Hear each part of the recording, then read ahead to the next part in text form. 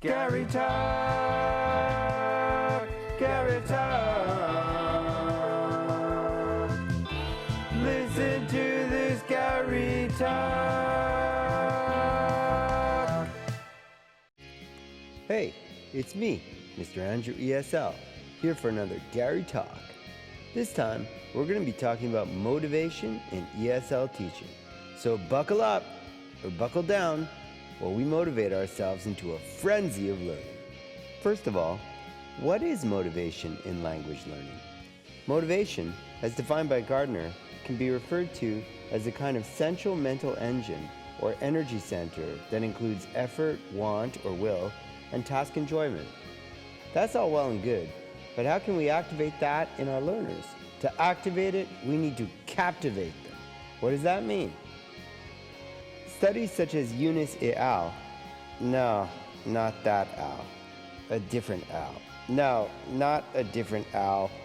Al like a bunch of people working together on a study, none of which are named Al.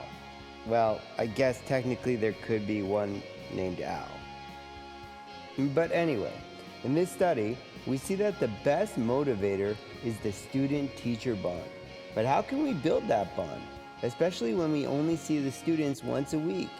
We can build that bond by consistently offering dynamic, interesting, engaging activities that the students look forward to doing.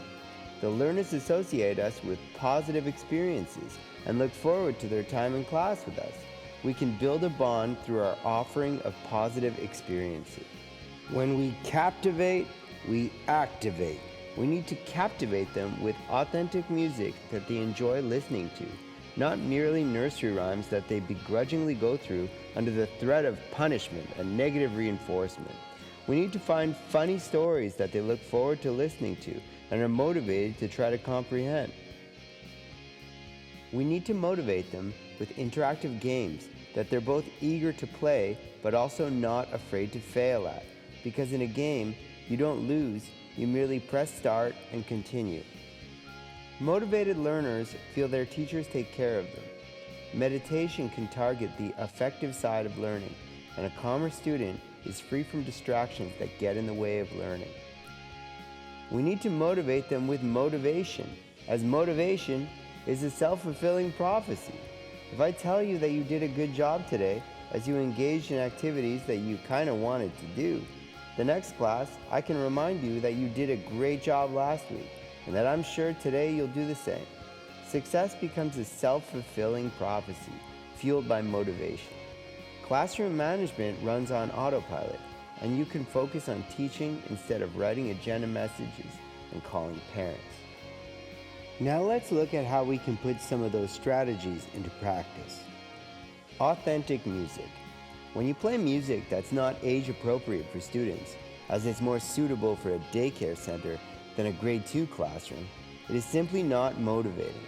If the best motivator is the teacher-student bond, developed through the sharing of positive experiences through the offering of interesting, enjoyable activities and content, then we owe it to our students to hold up our end of the bargain. You probably wouldn't listen to nursery rhymes out of your own volition. Why would they? Because you're threatening them with negative reinforcement? This is barely extrinsic motivation. There isn't even a reward there, save refrain from punishment. Why not flip that on its head? Intrinsically motivating them through fun modern music, like this song. Wow, it's so fun and modern. The video is so dynamic. The comprehension dances, they're so comprehensive and enjoyable. I can't wait till we dance it again next week. Maybe I'll even practice my vocabulary at home. Humor can be motivational as well. We all love to laugh. When we watch a funny story, we're more motivated to pay attention because we don't want to miss out on the fun. If we're weak in English, maybe we're more motivated to try and understand the jokes because they give us a reason to try to understand. We want to be in on the joke too. We want to be having fun like everyone else is. All this says nothing of the fact that funny activities are motivational in the way that they are more memorable and by extension more memorizable. through their deflective nature of their humor. We remember jokes because they're funny. The end was unexpected. It's similar to what we see with music.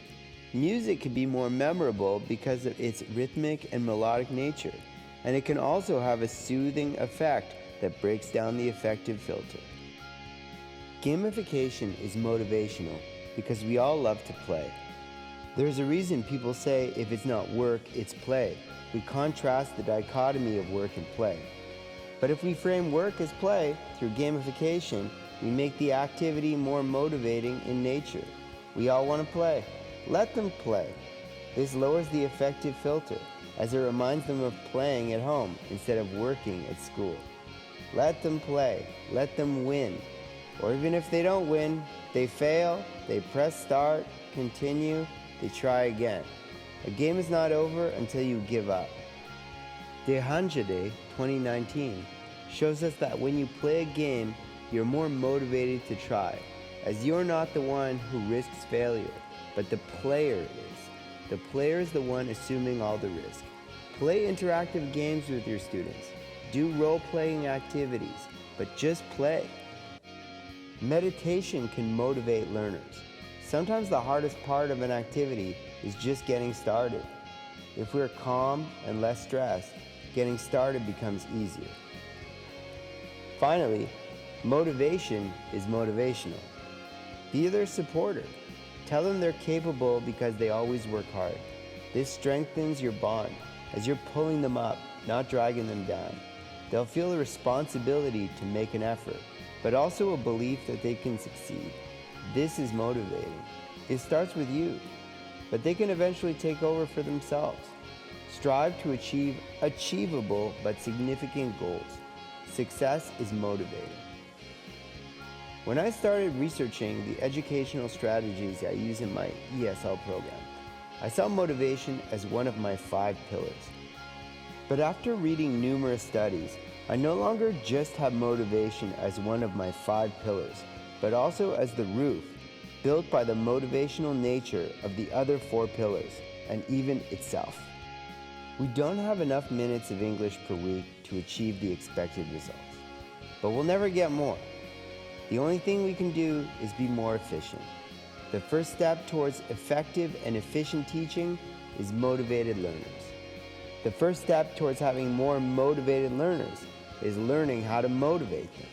We have to tweak every aspect of our teaching to make the activities more motivational in nature. If we want to get the most out of the limited minutes at our disposal, we need to be efficient. We need to motivate them. Now go out there. You can do it. I know you can. You see what I did there? Motivation. It's motivating. Thanks for listening to another edutaining Gary Talk. Oh, in the meantime, here are the references for the studies I quoted. And follow me on all the socials. We can talk about effective and effective teaching methods, or hockey cards, or 1980s wrestling, or the Golden Girls, how to get the most out of your weekly grocery bills, cats, whatever you want, really. See you next time.